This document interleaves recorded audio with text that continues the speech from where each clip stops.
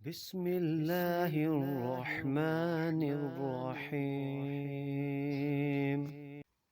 رسول اللہ صلی اللہ علیہ وآلہ وسلم نے فرمایا، قسم ہے اس ذات کی جس کے ہاتھ میں میری جان ہے، تم میں سے کوئی بھی ایماندار نہ ہوگا جب تک میں اس کے والد اور اولاد سے بھی زیادہ اس کا محبوب نہ بن جاؤں۔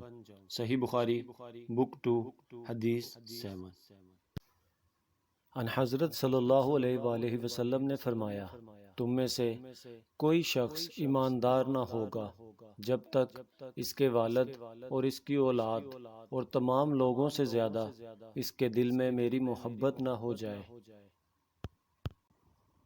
رسول اللہ صلی اللہ علیہ وآلہ وسلم نے فرمایا، 3 خصلتیں ایسی ہیں کہ جس میں یہ پیدا ہو جائیں اس نے ایمان کی مٹھاس کو پا لیا۔